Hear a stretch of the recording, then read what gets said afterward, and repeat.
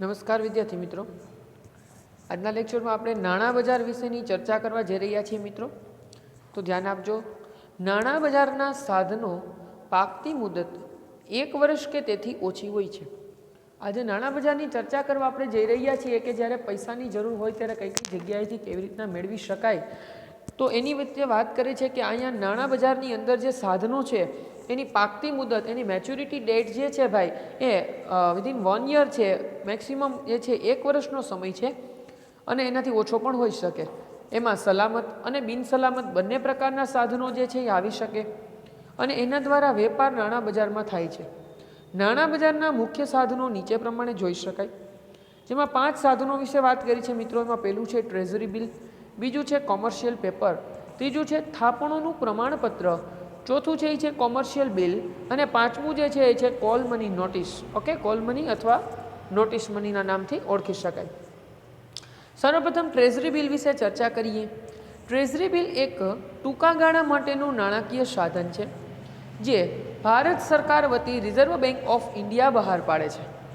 ભારત સરકાર વતી reserve bank of India બહાર પાડે છે મિત્રો, આરબીઆઈ બહાર પાડે છે, બરાબર, ઇન્ડિયન ગવર્મેન્ટ માટે. તો એ ટ્રેઝરી બિલ છે. એમાં અંદર એવું કહે છે કે સમગ્ર વિશ્વમાં ટ્રેઝરી બિલ નાણાં બજાર માટે મહત્વનું ઘટક છે.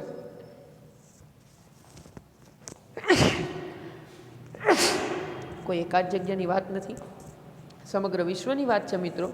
સમગ્ર વિશ્વ માટે ટ્રેઝરી બિલ જે છે એ નાણાં બજાર માટેનું મહત્વનું ઘટક છે. માત્ર ઇન્ડિયાની વસ્તુ અહીંયા નથી કહેતા, સમગ્ર વિશ્વ માટે કહી છે. ટ્રેઝરી બિલ દ્વારા સરકાર ટૂંકા ગાળા માટે ઉછીના નાણાં મેળવે છે. ગવર્મેન્ટને જ્યારે પૈસાની જરૂર હોય, પૈસા લેવા પડે એમ હોય માર્કેટમાંથી, ત્યારે ઉછીના નાણાં મેળવે છે. અને એ પણ કેવા ગાળા માટે? તો કે ટૂંકા ગાળા માટે, આ લોંગ ટાઈમ પીરિયડ માટે નથી. ટ્રેઝરી બિલની પરિપક્વતાની તારીખ 91 દિવસ કે પછી 182 દિવસ અથવા તો 364 દિવસની હોવાથી રોકડ તરલતાનો ગુણ ધરાવે છે. આ ટ્રેઝરી બિલની મેચ્યોરિટી ડેટ કેટલી હોય? ત્રિમાસિક હોઈ શકે, 6 માસિક હોઈ શકે અથવા તો વાર્ષિક, વધુમાં વધુ 1 વર્ષ. એથી વધારે અહીંયા કાઉન્ટ કરતું નથી. ત્યારબાદ એવું કીધું છે કે એ રીતના એમાં રોકડ તરલતાનો ગુણ એ ધરાવે છે. ટ્રેઝરી બિલ શૂન્ય કૂપન બોન્ડ છે. કેવા છે? શૂન્ય કૂપન બોન્ડ. કારણ ટ્રેઝરી બિલ ઉપર વ્યાજની ચૂકવણી થતી નથી. ભાઈ ગવર્મેન્ટ પૈસા તો મેળવશે, બરાબર, પણ એના ઉપર જે છે એ વ્યાજ ચૂકવશે નહીં. તો એકંદરે આપણને એવું લાગે કે ભાઈ કોઈ પણ જગ્યાએ કોઈ વ્યક્તિ ઇન્વેસ્ટમેન્ટ કરે અને જો એનું રિફંડ કાંઈ એને ન મળવાનું હોય, પ્રોફિટ એને ન થવાનું હોય, તો કોઈ વ્યક્તિ શું કામ ઇન્વેસ્ટમેન્ટ કરે? અહીંયા તો તમને સ્પષ્ટતા કરી કે વ્યાજ તો મળવાનું નથી. ઓકે ભાઈ, વ્યાજ નથી મળવાનું, વ્યાજની રકમ નથી મળવાની, પણ ઇન્વેસ્ટરને કોઈ પ્રોફિટ નથી થવાનો એવું ક્યાં કીધું છે તમને? જુઓ કઈ રીતના પ્રોફિટ થવાનો છે. તો એવું કહે છે કે ટ્રેઝરી બિલ જે છે એની અંદર એ શૂન્ય કૂપન બોન્ડ હોય, એમાં વ્યાજની ચૂકવણી નથી થતી, વટાવથી બહાર પાડવામાં આવે છે અને મૂળ કિંમતે પરત કરવામાં આવે છે. આવ્યું કે નહીં ભાઈ? વટાવથી બહાર પાડશે ટ્રેઝરી બિલ, બરાબર, એમાં ડિસ્કાઉન્ટ આપશે અને પછી એની જે મૂળ કિંમતે એની જે હશે ટ્રેઝરી બિલની એ કિંમતે એ તમને એ પરત સ્વીકારશે. એટલે અહીંયા તમને પ્રોફિટ મેળવો. ચલો ઉદાહરણથી સમજીએ એટલે વધારે સમજાય. શું કહે છે? વટાવથી બહાર પાડવામાં આવે છે અને મૂળ કિંમતે પરત કરવામાં આવે છે. દાખલા તરીકે 25,000ના ટ્રેઝરી બિલ રૂપિયા 23,500માં બહાર પાડવામાં આવે અને પાકતી મુદતે રોકાણકારને મૂળ કિંમત એટલે કે 25,000 ચૂકવવામાં આવે, તો આ બંને રકમ વચ્ચેનો જે તફાવત છે એ રોકાણકાર માટે વળતર કહેવાય છે. સમજી શકો છો મિત્રો? બે વચ્ચેનો જે ડિફરન્સ છે એ શું છે? રોકાણકાર માટે વળતર છે, પ્રોફિટ છે એનો, બરાબર છે. તો આ રીતના 25,000ના બિલ 23,500માં વ્યક્તિ જે છે એ પરચેસ કરશે અને જ્યારે રિટર્ન કરવાના થશે ટ્રેઝરી બિલ ત્યારે એના 25,000 પૂરા ચૂકવવામાં આવશે. આ રીતે જે છે એ રોકાણકારને ફાયદો થશે. ટ્રેઝરી બિલ જે છે એ ટી બિલ્સ તરીકે પણ માર્કેટમાં ઓળખાય છે મિત્રો. તો નાણાં બજારના એક સાધન તરીકે કે જે વિશ્વભરમાં પ્રખ્યાત હોય, ટ્રેઝરી બિલ આપણે જે છે કમ્પ્લીટ થયું. ત્યારબાદ આવે છે કોમર્શિયલ પેપર. વિશ્વ સ્તરે 1980 પછી કોમર્શિયલ પેપર ઘણા લોકપ્રિય બન્યા છે. સર્વપ્રથમ રિઝર્વ બેંક ઓફ ઇન્ડિયાએ જાન્યુઆરી 1990માં કોમર્શિયલ પેપર બહાર પાડ્યા હતા. આરબીઆઈએ સર્વપ્રથમ વખત 1990માં જાન્યુઆરી મહિનામાં જે છે એ આ બિલ સૌથી પહેલી વખત માર્કેટમાં આપ્યા છે. ત્યાર પછી એ ખૂબ લોકપ્રિય બન્યા છે કોમર્શિયલ પેપર બિન સલામત અને ટૂંકા ગાળાની વચન ચિઠ્ઠી જેવો દસ્તાવેજ છે. બિન સલામત છે અને ટૂંકા ગાળા માટેની વચન ચિઠ્ઠી જેવું છે, બરાબર છે. હુંડી લખવાની આપણે આવતી મીન્સ અકાઉન્ટમાં હજી પણ તમારે આવે છે, દેણી હુંડી, લેણી હુંડી, વચન ચિઠ્ઠી, આ બધી વસ્તુ એમાં આવે, બરાબર છે, કે ભાઈ નાણાં ચૂકવી આપવા માટેનું પ્રોમિસ છે આ. એ રીતના જે છે એક આ દસ્તાવેજ છે, વચન ચિઠ્ઠી જેવું જે છે એ થશે. ટૂંકા ગાળાનું ભંડોળ મેળવવાનું આ સાધન છે. આના દ્વારા તમે જે છે કોમર્શિયલ પેપર દ્વારા શોર્ટ ટાઈમ પીરિયડ માટે તમારી નાણાંની જરૂરિયાત પૂરી કરી શકો. ઊંચી શાખપાત્રતા ધરાવતી કોર્પોરેટ સંસ્થાઓ કે જેમની નાણાકીય સ્થિતિ મજબૂત છે, ઊંચી શાખપાત્રતા, પોતાની ગુડવિલ જે છે એ ખૂબ સારી હોય એવી મોટી કંપનીઓ જે છે, બરાબર છે, એ સંસ્થાઓ જે છે એ શું કરશે તો કે ઊંચી શાખપાત્રતા ધરાવતી કોર્પોરેટ સંસ્થાઓ જે હોય એ નાણાંની સ્થિતિને મજબૂત બનાવવા માટે, પોતાની ઇકોનોમિકલી પોઝિશનને સારી કરવા માટે આ બિલ બહાર પાડે છે અને હસ્તાંતરણીય સાધન છે. ચલો, સૌથી મોટો બેનિફિટ પાછો એ થયો મિત્રો અહીંયા કે ભાઈ જે શેર જેમ છે હસ્તાંતરણીય હોય એમ આ પણ હસ્તાંતરણીય છે, બરાબર છે. તમે એની આપલે કરી શકો, તેથી તે ફેરબદલીને પાત્ર છે. તમારા નામના જે છે એ બીજા નામે થઈ શકશે ટ્રાન્સફર. કંપનીઓ અને નાણાકીય સંસ્થાઓ ઓછામાં ઓછા 7 દિવસ અને વધુમાં વધુ 1 વર્ષની મુદત માટે બહાર પાડી શકે, બરાબર. નાણાકીય સંસ્થાઓ ઓછામાં ઓછા 7 દિવસ, મિનિમમ 7 days એન્ડ મેક્સિમમ જે છે એ 1 year, ત્યાં સુધી આ બહાર પાડી શકે. એનો ટાઈમિંગ બી તમને કીધો છે. Commercial paper reserve bank of India દ્વારા નિયંત્રણમાં થાય છે. રિઝર્વ બેંક ઓફ ઇન્ડિયાનું બધું જે છે એ મોનિટરિંગ કરશે અને 5 lakhs અને તેના ગુણાંકમાં વટાવથી બહાર પાડવામાં આવે છે. 5 લાખ અને એના ગુણાંકમાં જેવડી જરૂરિયાત હોય એ પ્રમાણે આને બહાર પાડવામાં આવશે. તે finance paper, industrial paper, otherwise corporate પેપરના નામથી પણ ઓળખવામાં આવે છે. ત્યારબાદ આવે છે થાપણનું પ્રમાણપત્ર. થાપણનું પ્રમાણપત્ર બિન સલામત, હસ્તાંતરણીય અને ટૂંકા ગાળાના નાણાં મેળવવાનું સાધન છે. શેડ્યુલ વેપારી બેન્કો અને નાણાકીય સંસ્થાઓ બહાર પાડી શકે છે. બેંકમાં મૂકેલી બધી જ બાંધી મુદતની થાપણોની રસીદ એટલે કે ફિક્સ ટાઈમ ડિપોઝિટ રિસિપ્ટથી થાપણનું પ્રમાણપત્ર તદ્દન અલગ છે.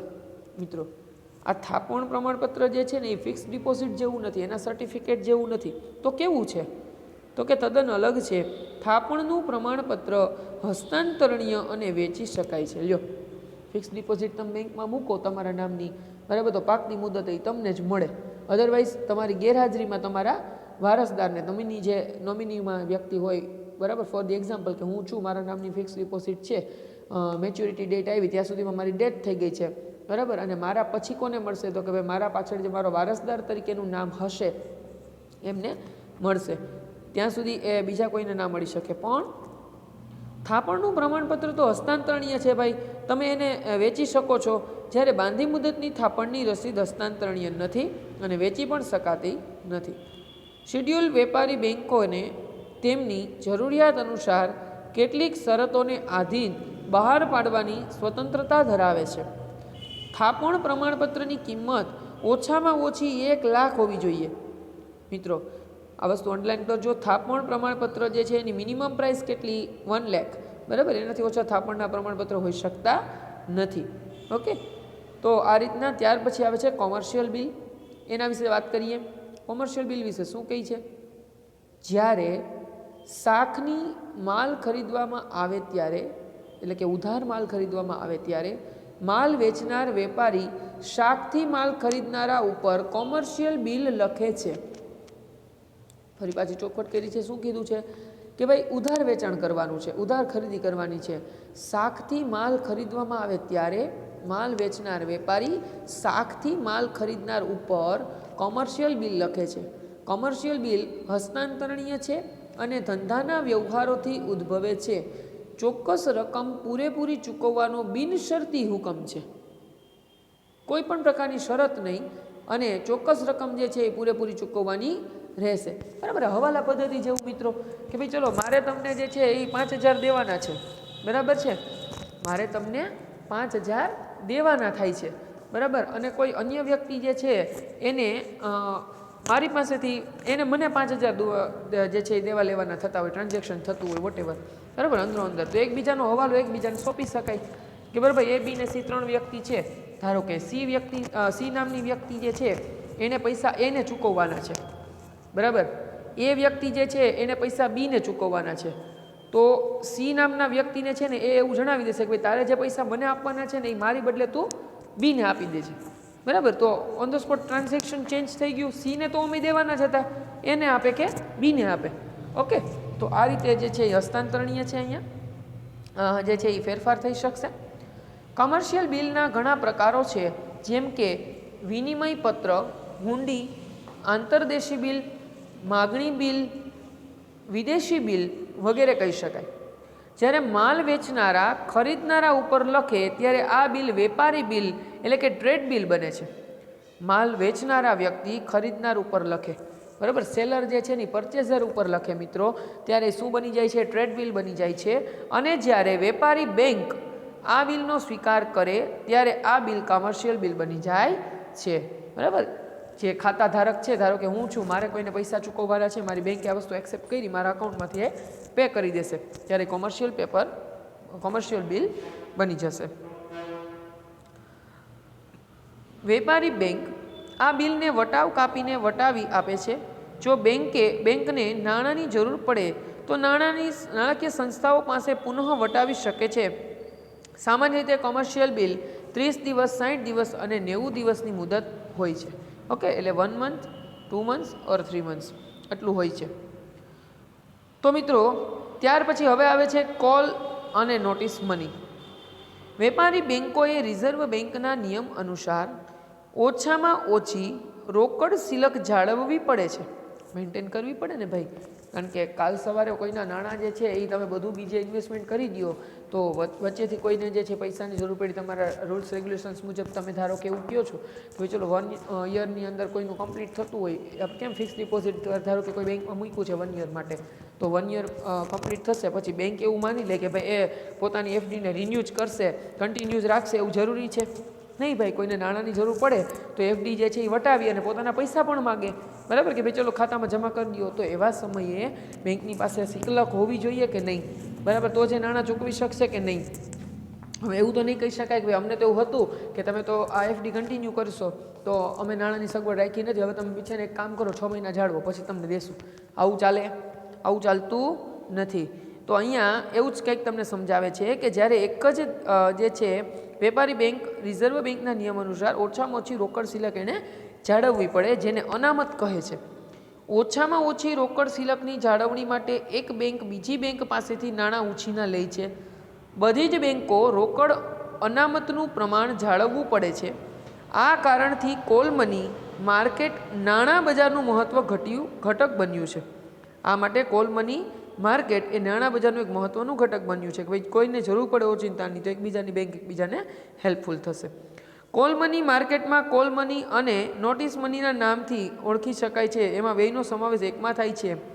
કોલ મની અને નોટિસ મની માટે કોઈ તારણ આપવાનું હોતું નથી, બરાબર, આપણે કોઈ તારણ આપવાનું હોતું નથી. ચલો જોઈએ કોલ મની. જ્યારે એક જ દિવસ માટે નાણાં ઉછીના આપવામાં કે લેવામાં આવે તો ત્યારે તેને આપણે કોલ મની એવું કહીએ છીએ. કોલ મની એ એક જ દિવસ માટેનો વ્યવહાર છે. કોલ મની માર્કેટમાં મોટા ભાગે બેંકો જ ભાગ લેતી હોવાથી તેને inter bank call money market એવું પણ કહેવામાં આવે છે. આમાં બેંક ટુ બેંક ટ્રાન્ઝેક્શન છે મોસ્ટ ઓફ મિત્રો. ત્યાર પછી રિઝર્વ બેંકના નિયમ અનુસાર બધી જ બેંકો અથવા તો વેપારી બેંકોએ રોકડ અનામતનું પ્રમાણ જાળવવું પડે છે. આથી રોકડની અછત અનુભવતી બેંક બીજી બેંક કે જેની પાસે વધારાની રોકડ છે તેની પાસેથી નાણાં ઉછીના લે છે. ટૂંકમાં એક દિવસની લોન એટલે કોલ મની. 1 ડેની લોન જેવું છે મિત્રો, બરાબર. તમારે એના વ્યાજ સહિત પૈસા ચૂકવી દેવાના છે. કોઈ પણ અહીંયા તમારી મદદ જે છે એ ફ્રી ઓફ ચાર્જ કરતું નથી, એટલા માટે તમને પહેલાં જ કહી દીધું છે વેપારી બેંકો, બરાબર. તો આગળ કહી છે નોટિસ મની વિશે કે જ્યારે 2 થી 14 દિવસ માટે નાણાં ઉછીના લેવામાં આવે કે આપવામાં આવે તો તેને નોટિસ મની કહે છે. જ્યારે 2 થી લઈ અને વધુમાં વધુ 14 દિવસ સુધી ના સમય માટે નાણાં ઉછીના લેવામાં આવે તો એને આપણે જે છે એ નોટિસ મની કહીશું. ખૂબ સરસ રીતે તમને સમજાવ્યું મિત્રો. અહીંયા જો અહીંયા 1 થી લઈને 14 નથી કીધું, કારણ કે 1 દિવસ માટે લેવાનું હોય તો કોલ મની જ કહેવાશે, બરાબર. એનું તો નામ અને એનું આખું સ્ટ્રક્ચર આપેલું જ છે. પણ 1 કરતાં વધારે એટલે કે 2 અને વધુમાં વધુ 14 દિવસ સુધી માટે જો છે નાણાંની જરૂર હોય અને નાણાં લેવામાં આવ્યા હોય તો એને નોટિસ મની એવા નામથી ઓળખવામાં આવે છે મિત્રો. ઓકે, તો આ રીતના 5 પ્રકારો જે છે એ અહીંયા પૂરા થઈ જાય મિત્રો, બરાબર છે. આપણો આ ટોપિક જે છે એ ક્લિયર થાય છે મિત્રો. આપણે જે સમજાય એને વ્યવસ્થિત રીતે 5 નાણાં બજારના સાધનોને સમજજો, પાછા એકવાર રિફર કરજો, વાંચજો અને પાકું કરજો મિત્રો. ફેરબુકની અંદર સ્વાધ્યાયના ક્વેશ્ચન આન્સર જે લખવાના છે બધા જ એ લખવાના છે. જ્યારે તમને અહીં બોલાવવામાં આવશે રૂબરૂ ત્યારે તમારે આવી અને મને ચેક કરાવવાનું થશે મિત્રો. તો બહુ વ્યવસ્થિત રીતે સમજજો, બહુ વ્યવસ્થિત રીતે ધ્યાન આપજો. ફરી પાછા આપણે જે છે એ નવા લેક્ચરની અંદર, પછીના લેક્ચરની અંદર આગળનો પોર્શન છે એ કન્ટિન્યુ કરીશું. તો ત્યાં સુધીમાં જે આપણે ચાલ્યું છે બધું કોર્સ વ્યવસ્થિત રીતે રીડ કરજો. એક્ઝામ જે છે એનો સમય ધીમે ધીમે નજીક આવી રહ્યો છે મિત્રો, તો પ્રિપેરેશન તમારી વધારજો. સમય થોડો જે છે એ વાંચનનો વધારો અને જે છે ક્લિયર કરતા જાઓ. છતાં બી કંઈ ન સમજાય તો માર્ગદર્શન માટે તમે અહીંયા આવીને મળી શકો છો. ઓકે, તો હવે પછીનો પોર્શન છે એ આપણે નેક્સ્ટ લેક્ચરની અંદર કન્ટિન્યુ કરીશું.